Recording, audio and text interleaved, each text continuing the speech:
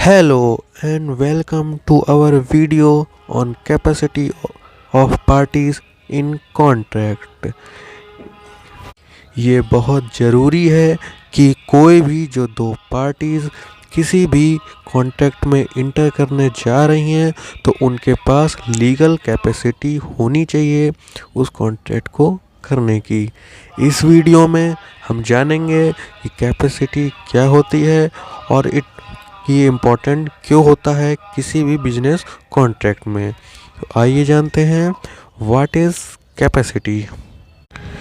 Capacity means having the legal authority to make a legal binding agreement. Both parties must enter into the agreement voluntarily and without being consulted or deceived. ये आपको एक तरह से legally authority provide करता है जिससे कि आप कोई कॉन्ट्रैक्ट कर सकें। और जब भी कोई दो पार्टीज़ आपस में कोई भी कॉन्ट्रैक्ट करती हैं तो वो सब कॉन्ट्रैक्ट जितने भी हमारे जो लॉ बने हुए हैं उनको अपने दिमाग में रखते हुए उनको ध्यान में रखते हुए उस कॉन्ट्रैक्ट को बनाती हैं। और एक बार जब वो कॉन्ट्रैक्ट बन जाता है तब उसमें जो भी चीज़ें लिखी रहती हैं काम वगैरह जिसके लिए वो कॉन्ट्रैक्ट बनाया जाता है उस काम को करने के लिए वो बाइंड हो जाते हैं। और अगर कोई भी पार्टी जो किसी भी कॉन्ट्रैक्ट में इंटर कर रही है उसको ये पता होना चाहिए कि कॉन्ट्रैक्ट में क्या लिखा हुआ है और वो किस तरह का कॉन्ट्रैक्ट बिजनेस वगैरह करने जा रहे हैं। उसकी सारी टर्म और कंडीशन उसको पता होनी चाहिए। किसी भी तरह का मिसलीडिंग उसमें नहीं करना चाहिए। और कोई भी कॉन्ट्रैक्ट आप अपनी मर्जी से मतलब अपने म्यूचुअल एसेंट मतलब अपनी खुद की मर्जी से करा हुआ होना चाहिए। किसी के डराने से धमकाने से वो कॉन्ट्रैक्ट वैलिड नहीं माना जाएगा और आप लॉ की जो कंडीशंस हैं उससे बाहर हो जाएंगे। There are several factors that can affect a person's legal capacity such as age, mental capacity and legal status। As मतलब हमारे यहाँ किसी भी कॉन्ट्रैक्ट को करने के लिए किसी भी बिज़नेस कॉन्ट्रैक्ट को करने के लिए जो एज है वो है 18। अगर आप 18 के ऊपर हैं तो आप किसी भी कॉन्ट्रैक्ट में इंटर कर सकते हैं और अगर आप 18 से नीचे हैं तो आप किसी भी कॉन्ट्रैक्ट में इंटर नहीं कर सकते। हमारे यहाँ बिज़नेस की भाषा में जो 18 के ऊपर होते हैं उन्हें मेजर कहा जाता है और जितने भी लोगों की एज 18 से नीचे होती है उन्हें माइनर कहा जाता है। इसीलिए जो माइनर होते हैं जो 18 जिनकी एज 18 से कम होती है वो किसी भी कॉन्ट्रैक्ट में इंटर नहीं कर सकते हैं जब तक कि उनकी एज 18 या उससे ऊपर नहीं हो जा सकती है। दूसरा मेंटल कैपेसिटी मतलब उसकी दिमागी हालत बिल्कुल सही होनी चाहिए। कोई भी मेंटली डिस्टर्ब या किसी तरह की मेंटल दिमागी की बीमारी या पागल इंसान इस तरह से नहीं होना चाहिए। एक तरह से वो बिल्कुल नॉर्मल पर्सन होना चाहिए। दूसरा लीगल स्टेटस मतलब किसी भी तरह से वो कोई मुजरिम फ्रॉड या फिर उस पर कोई केस वगैरह चल रहा हो इस तरह से नहीं होना चाहिए। आइए आगे जानते हैं वाई इज़ कैपेसिटी इम्पॉर्टेंट। अब हम जानते हैं कि कैपेसिटी इम्पॉर्टेंट क्यों है। If one or both parties lack the legal capacity to enter into a contract, the agreement may be unenforceable। मतलब जो भी लॉ वगैरह बनाए गए हैं अगर उससे आप बाहर होते हैं तो आप किसी भी एग्रीमेंट या कॉन्ट्रैक्ट को नहीं कर पाएंगे। और आगे क्या लिखा है, this means that the contract is not legally binding and can be set aside by the party lacking the capacity। मतलब आपको किसी भी पर्सन को उसे डरा धमका के कॉन्ट्रैक्ट नहीं कराना चाहिए।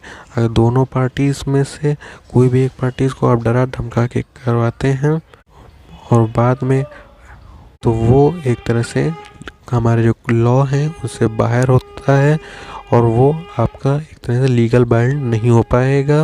वजह से आप वैलिड कॉन्ट्रैक्ट जो होता है वो नहीं कर पाएंगे। और इससे आगे चल के बहुत सी दिक्कतें हो सकती हैं, सच एज फाइनेंशियल लॉसेस और लीगल एक्शन।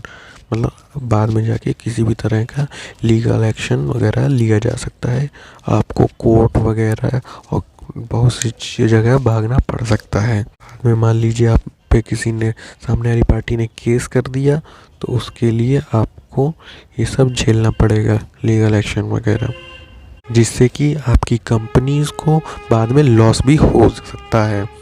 ठीक, आगे पढ़ते हैं। हमारा थर्ड पार्ट पॉइंट क्या लिखा है, इंश्योरिंग कैपेसिटी इन कॉन्ट्रैक्ट्स। तो आपको किसी भी कॉन्ट्रैक्ट करने से पहले जो सामने वाली पार्टी, जो दोनों पार्टीज़ हैं, उनको आपस में चेक कर लेना चाहिए कि जिससे आप बिजनेस करने जा रहे हैं वो हमारे लीगल कॉन्ट्रैक्ट्स के अंदर आता है, जितने भी लॉ वगैरह बनाए हैं उससे अंदर आता है कि नहीं आता है। मतलब कोई फ्रॉड वगैरह से लगा, कोई केस वगैरह तो नहीं चल रहा है उसमें, या 18 के नीचे है, या फिर उसकी मेंटली हालत ठीक नहीं है, ये सब आपको इंश्योर कर लेना चाहिए, चेक कर लेना चाहिए। इसमें लिखा है, it is important to ensure that both parties have the legal capacity to enter into a contract to avoid the legal and financial consequence of a unenforceable agreement. मतलब दोनों ही पार्टी के पास लीगल अथॉरिटी, लीगल कैपेसिटी होनी चाहिए। ऐसा नहीं कि एक पार्टी मान लीजिए नॉर्मल पर्सन है, लेकिन दूसरी पार्टी नॉर्मल पर्सन नहीं है, वो कोई पागल है, या फिर एक पार्टी जो है वो उसकी 18 के ओवर एज है, लेकिन जिससे दूसरी पार्टी जिससे वो कॉन्ट्रैक्ट कर रही है उसकी एज 18 से नीचे है। इस तरह का नहीं होना चाहिए। दोनों पार्टीज़ के पास लीगल कैपेसिटी होना चाहिए कॉन्ट्रैक्ट में इंटर करने के लिए, नहीं तो बाद में आपको दिक्कत हो सकती है। ठीक, business should take necessary measure to comply with legal requirement for capacity in contract, including conduct due to diligence to ensure that the other parties have the legal capacity to enter the agreement। ठीक, वही चीज़ लिखी है कि आपको कोई भी business करने से पहले ये चीज़ चेक कर लेनी चाहिए। तो कैपेसिटी ऑफ पार्टीज एक बहुत ही इम्पॉर्टेंट पॉइंट है बिजनेस रेगुलेटरी फ्रेमवर्क का। इसका मतलब होता है आप एक के पास लीगल अथॉरिटी है किसी भी एग्रीमेंट को करने की। दोनों ही पार्टियां इसमें इंटर कर सकती हैं अपने अपने म्यूचुअल एसेंट से, मतलब अपनी मर्जी से, ना कि किसी के डराने धमकाने की वजह से और मिसलीड करने से। ये चेक कर लेना चाहिए कि सामने वाले पार्टी के पास उसकी लीगल कैपेसिटी है कि नहीं है, मतलब उसकी एज और मेंटल और लीगल स्टेटस, ये सब हमें चेक कर लेना चाहिए, नहीं तो बाद में आपको लीगल एक्शन वगैरह लिए जा सकते हैं और आपकी कंपनी को फाइनेंशियल लॉस भी हो सकते हैं।